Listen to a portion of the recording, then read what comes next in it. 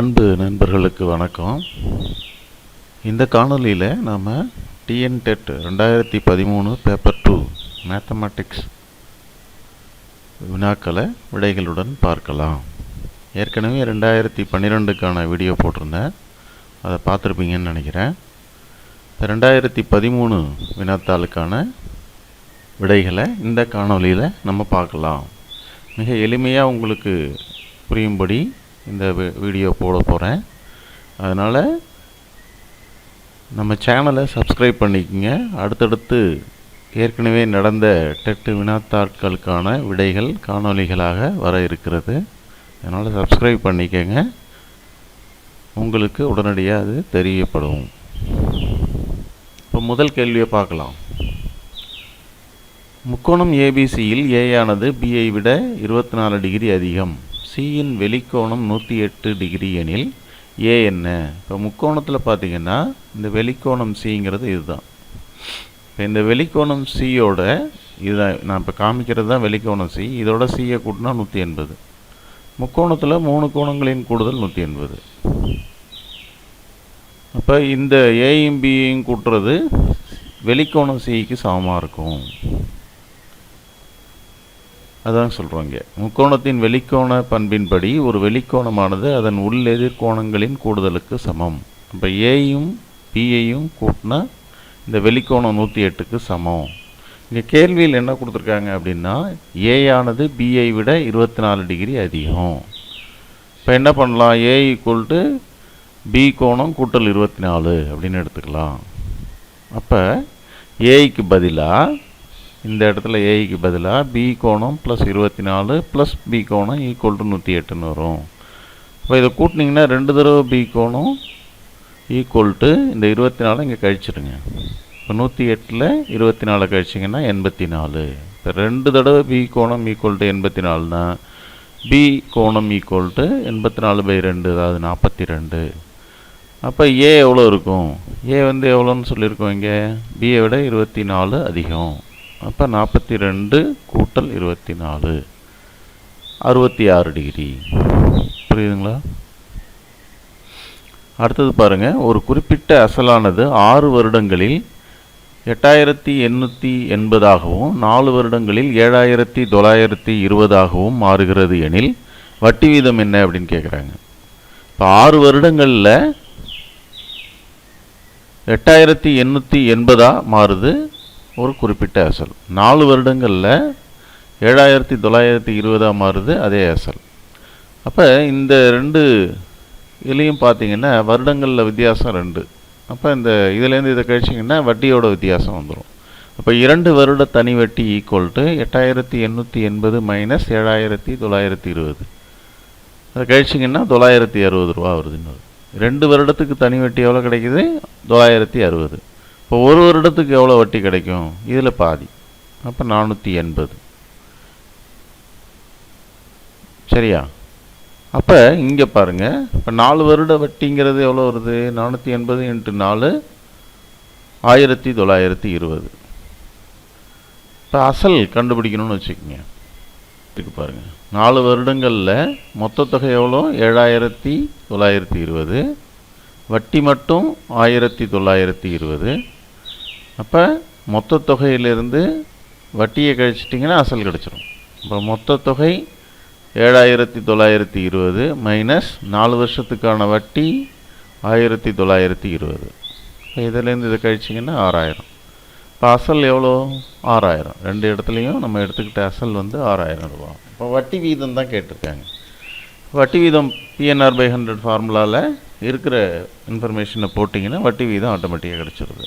இப்போ இங்கே பாருங்கள், ஒரு வருட வட்டி பை பி, ஒரு வருட வட்டி பை அசல் இன்ட்டு 100 தான் வட்டி வீதம். அப்போ ஒரு வருட வட்டி 480, அசல் 6000 இன்ட்டு 100.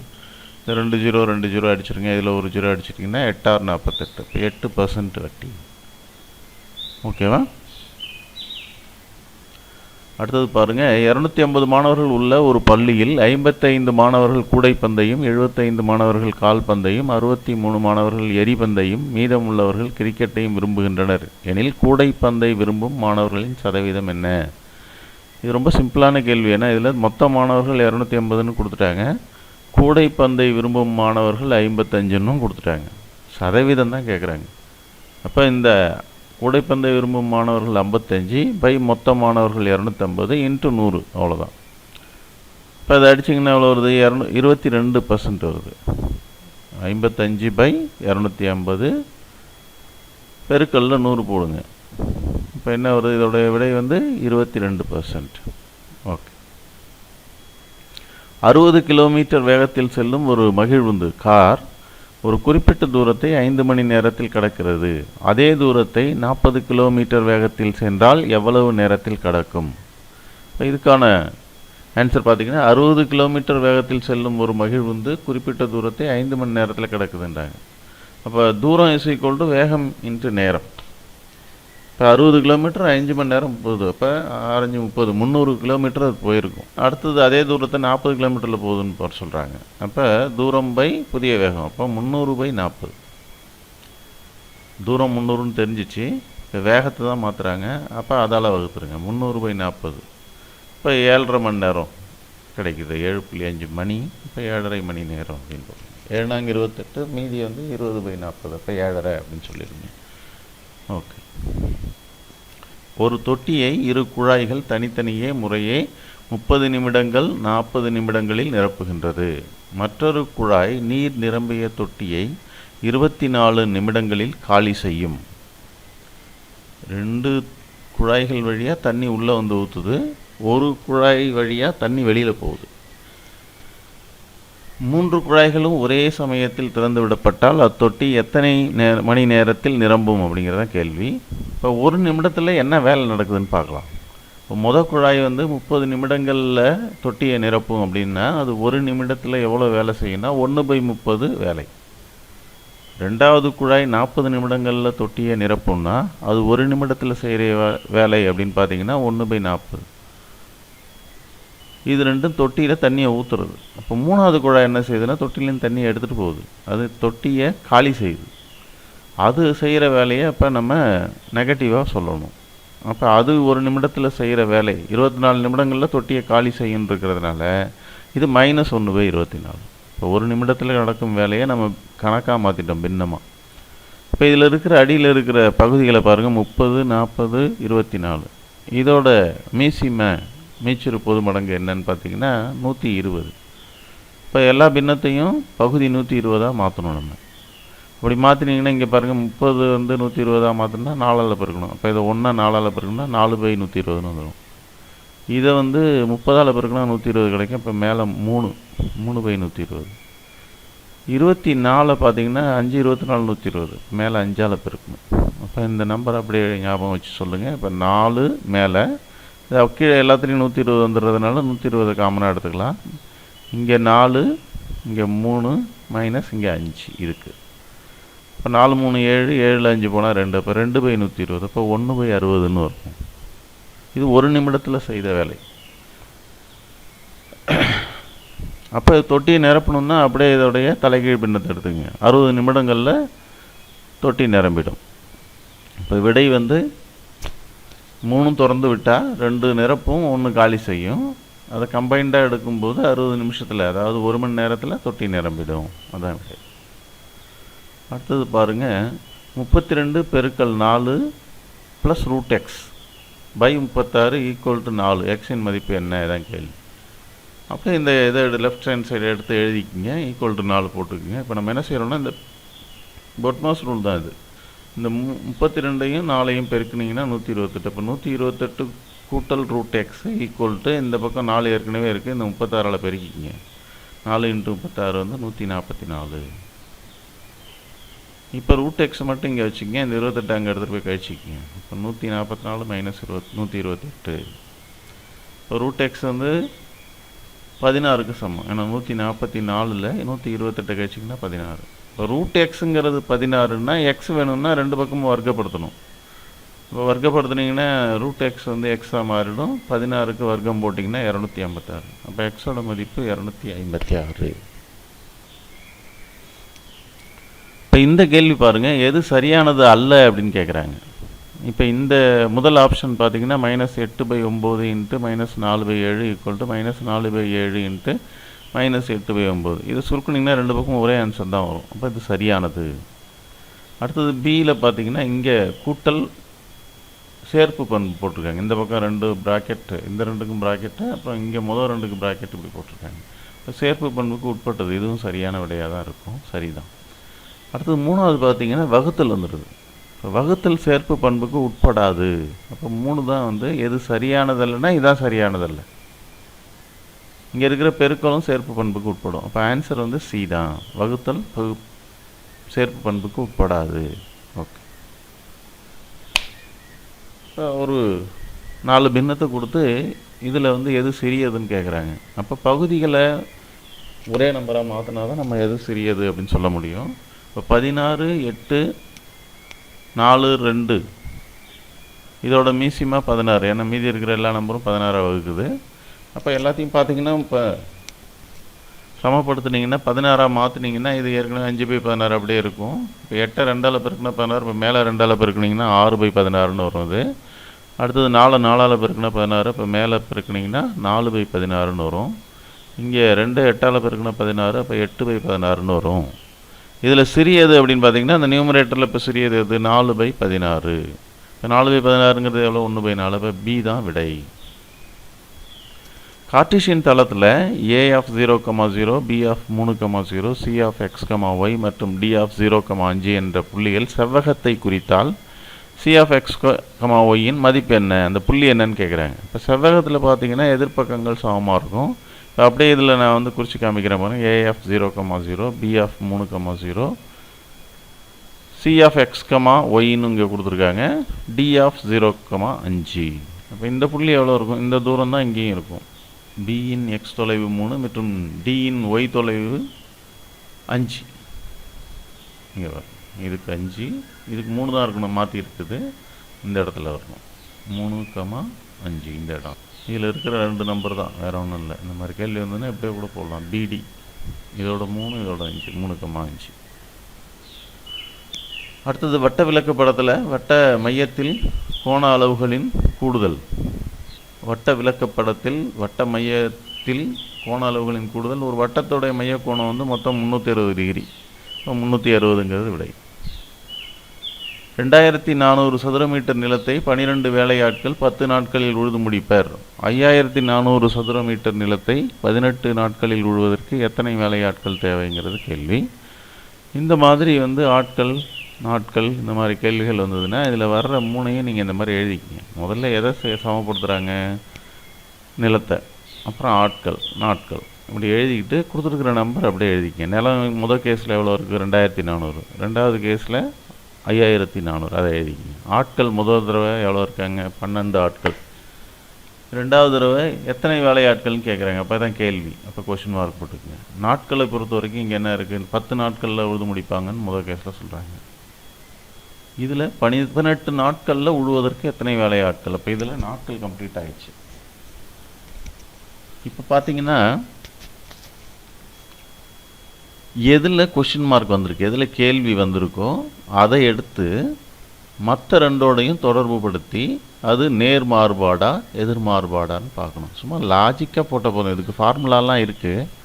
நான் ஃபார்முலாலாம் உங்களுக்கு சொல்லலை.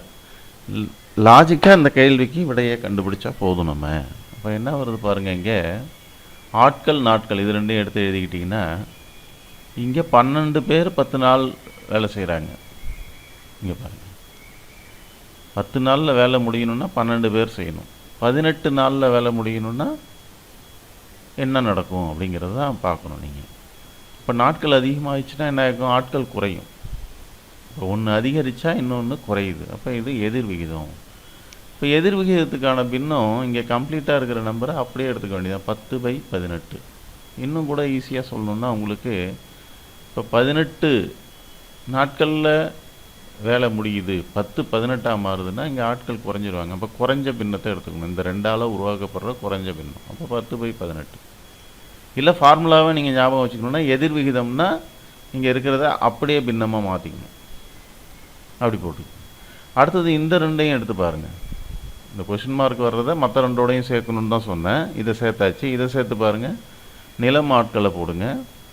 நிலம் வந்து 2400 சதுர மீட்டர்னா 12 ஆள் தேவை. 5400னா எவ்வளோ ஆட்கள் தேவை? அதிக நிலம் அதிக ஆட்கள். அப்போ இது வந்து நேர் வீதம் கணக்கு. இப்போ நேர் வீதம் கணக்குக்கு பின்னத்தை வந்து என்ன செய்யணும்னா மாற்றி எடுத்துக்கணும். 5400 மேலே கீழே 2400. அல்லது இதை வந்து ஃபார்முலாவை நீங்கள் எடுத்துக்கிட்டிங்கன்னா நேர் வீதத்துக்கு மாற்றி எடுத்துக்கணும். லாஜிக்காக எடுத்துக்கணும் அப்படின்னு பார்த்தீங்கன்னா குறைந்த நிலம் குறைந்த ஆட்கள், அதிக நிலம் அதிக ஆட்கள். அப்போ அதிக பின்னத்தை எடுத்துக்கணும். இந்த ரெண்டு நம்பரால் உருவாக்கப்படுற அதிக பின்னம்னா 5400/2400. இப்போ அப்படியே இந்த ரெண்டு பின்னத்தையும் நீங்கள் பெருக்கி இந்த இதில் இருக்கிற மேலே இருக்கிற நம்பரை 12ஆல் பெருக்கினீங்கன்னா போதும். இங்கே பாருங்கள். இப்போ 12ஆல் இந்த 0 0 கேன்சல் பண்ணிட்டீங்கன்னா இங்கே 2 12 24ன்னு வருதுங்களா? இந்த 2ஆல் இங்கே அடித்தா 5 2 20. இந்த 18ஆல் இங்கே அடிச்சிங்கன்னா 3 18 54. 13 15 ஆட்கள் தேவைப்படுது. ஆன்சர் 15. புரியுதுங்களா? ஜஸ்ட் வந்து என்ன செஞ்சால் போதும் அப்படின்னா எதை கேட்டிருக்காங்களோ அதை எடுத்து அடுத்த ரெண்டோடையும் தொடர்புபடுத்தி நேர் விகிதமாக எதிர் விகிதமானு கண்டுபிடிங்க. எதிர் விகிதம்னா பின்னத்தை அப்படியே எடுத்துக்கணும். நேர் விகிதம்னா பின்னத்தை தலைகீழியாக எடுத்துக்கணும். அவ்வளோதான். இங்கே இருக்கிற நம்பரை பெருக்கல்ல தான் போடணும். அப்படி போட்டிங்கன்னா கேள்விகளுக்கு விடையளிக்கலாம். ரொம்ப எளிமையாக தான் இருக்கும் இந்த முறையை பயன்படுத்துனீங்கன்னா. ஓகே. அஸ்வின் ஒவ்வொரு மாத துவக்கத்திலும் ரூபாய் 200 ஒரு அஞ்சலகத்தில் 5 ஆண்டுகளுக்கு செலுத்தி வந்தார். முடிவில் அவர் ரூபாய் 13,830 பெற்றார் எனில் வட்டி விகிதம் என்ன அப்படின்னு பார்க்கணும். அப்போ தொடர் வைப்பு நிதி கணக்கு இது. இதில் பார்த்தீங்கன்னா ரொம்ப முக்கியமான விஷயம், மொத்தம் மாதங்கள் 5 ஆண்டுகளுக்கு ஒரு செலுத்தி வந்தார் 200 ரூபா இதோ. அப்போ 5 ஆண்டில் எத்தனை மாதம் இருக்குது? 5 12 60 மாதம் இருக்குது. இப்போ மொத்த அசல் எவ்வளோ? இப்போ 60 மாதமும் 200 கட்டியிருக்காரு. அப்போ 60 × 200 12,000. பெற்ற வட்டி எவ்வளோ? தொகை கொடுத்துட்டாங்க, மொத்த தொகை. அதுலேருந்து இந்த அசலை கழிச்சிருங்க. 13,830 மைனஸ் 12,000. அப்போ 1,830. இப்போ இதுக்கு என்ன எப்படி கண்டுபிடிக்கணும்னா, இந்த மாதிரி தொடர் வைப்பு நிதி கணக்குகளில் மொதல் மாதம் செலுத்துகிற தொகை இந்த 5 வருஷமும் பேங்க்கில் இருக்கும். அப்போ 5 12 60 மாதங்கள் அது இருக்கும். 2வது மாதம் செலுத்துகிற தொகை 59 மாதம் இருக்கும். 3வது மாதம் செலுத்துகிற தொகை 58. அப்படியே கடைசி வரைக்கும் போனீங்கன்னா மாதங்களில் அந்த காலத்தை கணக்கிட்டிங்கன்னா 60 கூட்டல் 59 கூட்டல் 58 கூட்டல் 57 கூட்டல் அப் டு எக்ஸெட்ரா ப்ளஸ் 1 வரைக்கும் வரும் கடைசி மாதம் கட்டுறது. அப்போ இதை வந்து ஆண்டுக்கு மாற்றினீங்கன்னா தான், ஏன்னா தனி வட்டியினுடைய வட்டி வீதத்துக்கு வட்டி ஃபார்முலா என்ன அப்படின்னு பார்த்தீங்கன்னா தனி வட்டி ஈக்குவல் PNR/100. இப்போ அந்த எண் வந்து ஆண்டில் வேணும். இங்கே நம்ம மாதத்தில் தான் இந்த கூடுதல் வச்சுருக்கோம். அப்போ அதை வந்து 12ஆல் வகுக்கணும். இந்த 1லேருந்து 60 வரைக்கும் கூடுதலுக்கு ஃபார்முலா வந்து n × n+1/2. இப்போ எண்ணுக்கான ஃபார்முலா n × n+1/2. ஆண்டா மாற்றுறதுக்காக ஒரு 12ஆல் திருப்பி வகுத்துக்கிறோம். அப்போ ஈக்குவல் டு என்ன வருதுங்க? 60 மாதம் இன்ட்டு n+1னா 61. இங்கே n 60. 60 × 61/2 12 24. இப்போ இதை வகுத்திங்கன்னா உங்களுக்கு எவ்வளோ வருதுன்னா 152.5 ஆண்டுகள் வருது. தனி வட்டி சூத்திரம் I = PNR/100. இப்போ இங்கே என்ன பண்ண போகிறீங்க? இங்கே நமக்கு வந்து வட்டி தெரிஞ்சிருச்சு. 1,830 = 200 × 152.5 × R/100 வருது. இதை இங்கே பெருக்கிக்கிங்க, இதால் வகுத்துக்குங்க. இப்போ ஆன்சர் வந்து 6% வருது. ஆன்சர் 6%.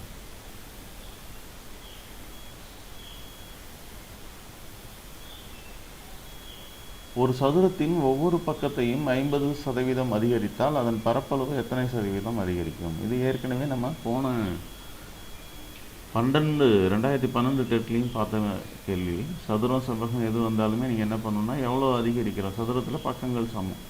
அப்போ 50. இன்னொரு பக்கமும் அதுக்கு வந்து அதே அளவு தான் அதிகரிக்கும். அப்போ 50 கூட்டல் 50 ப்ளஸ் xy/100னா 50 × 50/100. இப்போ இது 25 இந்த 0 கேன்சல் ஆகிடும். இப்போ 125% அதிகரிக்கும். ஒரு வியாபாரத்தில் 2 பங்குதாரர்கள் முறையே 12,500 மற்றும் 8,500 முதலீடு செய்கிறார்கள். அதில் ஒரு பங்குதாரர் மற்றொரு பங்குதாரரை காட்டிலும் லாபத்தில் 300 அதிகம் பெறுகிறார் எனில் மொத்த லாபத்தொகை என்ன அப்படின்னு கேட்குறாங்க. அவங்களுடைய எப்பயுமே அவங்களுக்கான பங்கு எப்படி அப்படின்னா, அசல் எவ்வளோ போட்டிருக்காங்களோ அதனுடைய விகிதத்தில் தான் அவங்க வந்து அந்த லாபத்தை பிரிச்சுக்க முடியும். அசல் எவ்வளோ போட்டிருக்காங்களோ அதோடைய விகிதத்தில் தான் லாபத்தை பிரிச்சுப்பாங்க. இப்போ முதலீட்டு விகிதம் இங்கே என்ன இருக்குது? 12,500 இஸ்ட்டு 8,500. இதை சுருக்குனிங்கன்னா இந்த 2 0 போயிடுச்சுன்னா 125/85 வரும். அதை 5ஆல் அடிக்கலாம், 25/17 வரும். பங்குகளின் வித்தியாசம் பாருங்கள், 2 பேருக்கும் எவ்வளோ பங்கு வித்தியாசம் இருக்குது. 25ல் 17 போனால் 8 பங்கு. அதுதான் இங்கே இருக்கிற வித்தியாசம், லாபத்தில் வித்தியாசம். இப்போ பங்குகளில் வித்தியாசம் இஸ் ஈக்குவல் டு லாபத்தில் வித்தியாசம். இப்போ 8 பங்குகளுடைய லாபம் 300 ரூபா. 8 பங்குகளினுடைய லாபம் 300 ரூபா. அப்போ மொத்த பங்குகள் பார்த்தீங்கன்னா 27 கூட்டல் 17, அப்போ 42 பங்கு இருக்குது. மொத்த லாபம் எவ்வளோ அப்படின்னு பார்த்தீங்கன்னா, ஒரு பங்குடைய லாபத்தொகை, அதாவது 300/8 பெருக்கல் இந்த 42. இப்போ இதை அடிச்சிங்கன்னா 1575 ரூபா வருது. இப்போ அதுதான் வந்து மொத்த லாபத்தொகை 1575. புரியுதுங்களா? ஒரு சரிவகத்தில் இணை பக்கங்களின் கூடுதல் 18 சென்டிமீட்டர், குத்துயரம் 15 சென்டிமீட்டர் எனில் அதன் பரப்பளவு என்ன? சரிவகத்தினுடைய ஃபார்முலா அரை இன்ட்டு a+b/h, அதாவது இணை பக்கங்களின் கூடுதல் இன்ட்டு h. ஃபார்முலாலாம் நீங்கள் வந்து நல்லா தெரிஞ்சு வச்சுருக்கணும், மனப்பாடமாக தெரியணும். இங்கே இணை பக்கங்களின் கூடுதல் நேரடியாக கொடுத்துருக்கிறதுனால இணை பக்கங்களின் கூடுதல் அப்படியே எழுதுங்க. 18, குத்துயரம் 15. இந்த 2ஆல் இந்த 18 அடிச்சிங்கன்னா 9, 9 பாஞ்சு 135 சென்டிமீட்டர் ஸ்கொயர். ஓகே, அடுத்தது இந்த கேள்வி பாருங்கள். இது 10ஆம் வகுப்பில் வர்ற கான்செப்டை பேஸ் பண்ணியிருக்காங்க. 1³ + 2³ + 3³ கணங்களின் கூடுதல், முதல் n ஏலன்களின் கணங்களின் கூடுதல் இதுக்கு சமமானது என்னன்றாங்க. முதல் n ஏலன்களின் கணங்களின் கூடுதலுக்கு formula n × n+1/2 whole square. இப்போ இங்கே n வந்து 9, அப்போ 9 × 10/2 ஹோல் ஸ்கொயர். இப்போ இந்த 2ஆல் அடிச்சிங்கன்னா அது 5ன்னு ஆகிடும். அப்போ 9 5 45னுடைய வர்க்கம், அதான் விடை. இதோட வர்க்கமூலம் என்ன அப்படின்னு கேட்குறாங்க. இப்போ வர்க்கமூலத்தை பொறுத்த வரைக்கும் நீங்கள் இதில் எத்தனை இலக்கம் இருக்குது பாருங்கள், 8 இலக்கம் இருக்குது. அப்போ வர்க்கத்தில் 8 இலக்கம் இருக்குது, அப்போ வர்க்கமூலத்தில் 4 இலக்கம் இருக்கும். இப்போ 4 இலக்கத்தில் ஆன்சர் வரணும். இப்போ மிகச்சிறிய 5 இலக்கம் என்ன வந்து 10,000 வரும் உங்களுக்கு. அதில் 1 குறைச்சிங்கன்னா 9,999. அதை 2 தடவை பிறகுனா இந்த ஆன்சர் வருது. அடுத்தது இந்த கேள்வி பாருங்கள். ஒரு பின்னத்தினுடைய தோராய மதிப்பு கேட்குறாங்க. இங்கே பாருங்கள், விகிதமுறு எண்ணில் இங்கே கீழே எத்தனை இலக்கம் இருக்குது பாருங்கள், 3 6 8. இங்கே எத்தனை இருக்குது, 6 இருக்குது. இப்போ 8 சைஃபர் உள்ள ஒன்றுக்கு பக்கத்தில் 8 சைஃபர் உள்ள நம்பரால் மேலேயும் கீழையும் பெருக்குனிங்கன்னா இது ஃபுல்லாக 1275ன்னு மாறிக்கும். இதில் 6 தான் இருக்குது, அப்போ 2 0 எக்ஸ்ட்ரா வரும். இப்போ 700 அப்படின்னு வந்துடும். 700/1275. இப்போ அதை அடிச்சிங்கன்னா உங்களுக்கு வந்து அப்ராக்சிமேட்டாக இது 7/13க்கு சமம்.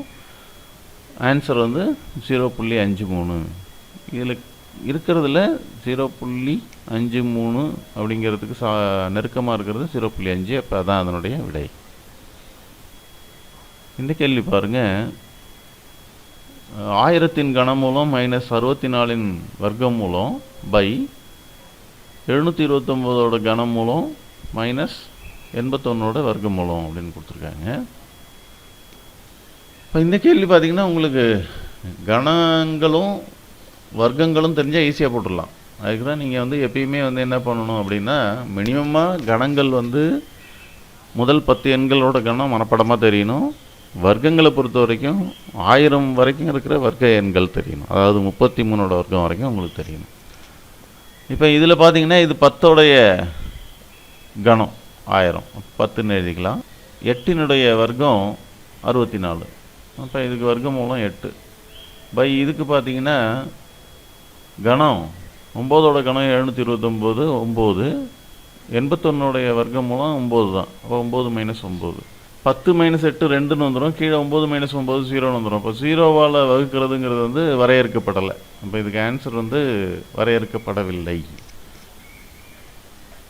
பகுதி 0 வந்ததுன்னா அந்த எண்ணை வந்து வரையறுக்கப்படலைன்னு சொல்லணும். நம்ம எனிதிங் பை 0 இஸ் இன்டெஃபினைட் அப்படின்னு சொல்லுவாங்க. ஓகே, இவற்றில் எது தொடர்புடையது அல்ல அப்படின்னு சொல்கிறாங்க. இப்போ இதை பார்த்தீங்கன்னா 33 1/3%ன்றாங்க. இது 1/3 விகிதம், இது 0.33, இது 33 1/3. இது எல்லாமே என்ன இருக்குது அப்படின்னு பார்த்தீங்கன்னா 33 1/3%, 1/3.33 ஆகிய அனைத்தும் 1/3 அப்படிங்கிற மதிப்பை தான் குறிக்குது.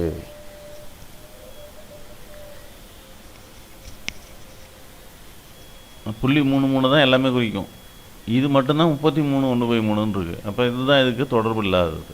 இது எல்லாமே இது பாருங்கள், இது 0 அதாவது பர்சன்ட்னா அடியில் 100 வந்துடும். அப்போ இது 0.33 வருது. இதை 1 3ஆல் வகுத்தாலும் 0.33 வரும். இது ஏற்கனவே 0.33 தான் கொடுத்துருக்காங்க. இப்போ இது எல்லாம் ஒரே எண்ணை குறிக்குது, இது மட்டும் வேறு. இப்போ இதுதான் தொடர்புடையது அல்ல. கீழ்கண்டவற்றிலிருந்து எது மற்றவைகளிலிருந்து மாறுபட்டதுன்றாங்க. இதில் பாருங்கள், பை 22/7, √2. √2 விகிதமுறா எண் உங்களுக்கு தெரியும். பையும் விகிதமுறா எண், ஈயும் விகிதமுறா எண். இப்போ இது மட்டும்தான் A/B வடிவத்தில் ஏயும் பியும் முழுக்கல்லேருந்து எடுத்திருக்காங்க. இதுதான் விகிதமுறு எண். அப்போ பி மட்டும்தான் இதில் மாறுபட்டது. அடுத்த கேள்வி பாருங்கள், 10x + 3 + 10y + 5 = 11 × x + y எனில் x + yயின் மதிப்பு என்ன அப்படின்னு கேட்குறாங்க. இப்போ அப்படியே இதை எடுத்து எழுதிக்கிங்க. இது அப்படியே கூட்டினீங்கன்னா என்ன வரும்? 10x + 10y + 5 3 8 ஈக்குவல் டு இங்கே என்ன இருக்குது? 11 உள்ளே பெருக்கிங்க, 11x + 11y. இப்போ 8 இங்கே வச்சுக்கிங்க, இதெல்லாம் இங்கே கொண்டு வந்து கழிச்சிருங்க. இப்போ 8 ஈக்குவல் டு என்ன வரும்? 11x - 10x + 11y - 10y. இப்போ x + y ஈக்குவல் டு 8. அதான் கேட்டிருக்காங்க. x + y ஈக்குவல் டு 8, 4வது ஆப்ஷன். ஓகே, f(x) என்ற பல்லுறுப்புக்கோவையை 3x + 2ஆல் வகுக்க கிடைக்கும் மீதி. இப்போ மீதி தேற்றத்தை பயன்படுத்த வேண்டியதான். x - a வகுத்தா x = a தான் மீதி. அப்போ இங்கே அதே போல் 3x + 2ஆல் வகுத்தா அதை 0க்கு சமப்படுத்துங்க. இந்த 2 இங்கே போனால் -2, இந்த 3 வகுத்தலில் வரும். -2/3. இப்போ மீதிங்கிறது f (-2/3) எங்கே இருக்குது பாருங்கள், மொதல் ஆன்சர். அதுதான் விடை. அடுத்தது, கீழ்கண்டவற்றில் எது பல்லுறுப்புக்கோவை அல்ல அப்படின்றாங்க. பல்லுறுப்புக்கோவைகளில் மாறிகளின் அடுக்குகள், அதாவது இங்கே வர்ற மாறி இருக்கு இல்லையா, எக்ஸோ ஒய்யோ இசட்டோ, அந்த எழுத்துக்கு அடுக்குகள் எப்போதும் குறைவற்ற முழு எண்களாக இருக்க வேண்டும். நான் நெகட்டிவ் இன்டிஜர்ஸாக இருக்கணும். பல்லுறுப்புக்கோவையில் மாறிகளின் அடுக்குகள் குறையற்ற முழுக்களாக இருக்கணும். இப்போ இதில் வந்து பிரச்சனை இல்லை. 0ங்கிறது வந்து x⁻0ன்னு போடலாம், குறையற்ற முழுக்கள். இது பல்லுறுப்புக்கோவை தான். இங்கே பார்த்தீங்கன்னா எக்ஸுக்கு அடுக்கு 3 இருக்குது, ஒய்க்கு அடுக்கு 2 இருக்குது, இங்கே எக்ஸுக்கு அடுக்கு 1 இருக்குது. குணகங்களை பற்றி கவலை இல்லை. குணகங்கள் வந்து மையன்களாக இருக்கலாம், அது பிரச்சனை இல்லை. இங்கே பாருங்கள், ஒய்க்கு அடுக்கு வந்து -2ன்னு இருக்குது, இங்கே எக்ஸுக்கு அடுக்கு வந்து 1/2ன்னு இருக்குது. குறையற்ற முழுக்கள்னு சொன்னோம். இங்கே முழுக்கள் இல்லை, பின்னம் இருக்குது. இங்கே -2 இருக்குது. அப்போ இதுதான் வந்து பல்லுறுப்புக்கோவை கிடையாது. சி. அடுத்தது பாருங்கள், √2 அடுக்கில் √3 + 5/2 வகுத்தல் √2க்கு அடுக்கில் √3 + 1/2 மதிப்பு என்னன்னு கேட்குறாங்க. அடுக்கு இங்கே பாருங்கள், இது வகுத்தல் விதி தானே. a/m வகுத்தல் a/n-னா a/m-n அப்படின்னு போடுவோம். அப்போ ஏங்கிறது இங்கே √2, பவரில் m-n-னா இதுலேருந்து இதை கழிக்கணும். அப்போ கழிக்கும்போது என்ன ஆகும் பாருங்கள், நேரடியாக இதில் கழித்தல் குறி போட்டிங்கன்னா இதுவும் மைனஸ், இதுவும் மைனஸ். இப்போ √3 கேன்சல் ஆகிடும். 5/2 - 1/2 4/2ன்னு வரும். அப்போ 2ன்னு கிடச்சிரும் ஆன்சர். அப்போ √2க்கு தலையில் 2 தான் இருக்கும். இப்போ √2க்கு தலையில் 2ன்னா வர்க்கப்படுத்தணும் √2. அப்போ வெறும் 2 தான் ஆன்சர். அடுத்தது பாருங்கள், 40 மீட்டர் பை 36 மீட்டர் அளவுகளை உடைய ஒரு செவ்வக வடிவ வயலின் ஒரு மூலையில் ஒரு பசு வந்து 14 மீட்டர் நீளமுள்ள கயிறு ஒன்றால் மேய்ச்சலுக்காக கட்டப்பட்டுள்ளது. பசு மேயாத பகுதியின் பரப்பளவு என்ன? இப்போ இந்த கேள்வியை பார்த்தீங்கன்னா,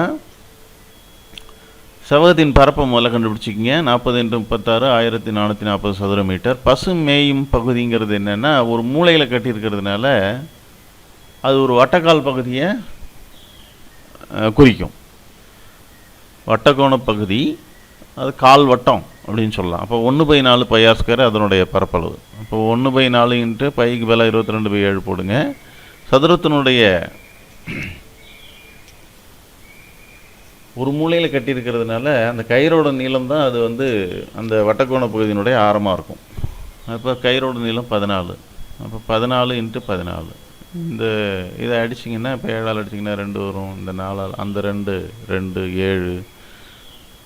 இப்போ 154 சதுர மீட்டர் இதுக்கு வருது. இப்போ மேயாத பகுதின்னா பார்த்தீங்கன்னா இந்த செவ்வகத்தோட பரப்பு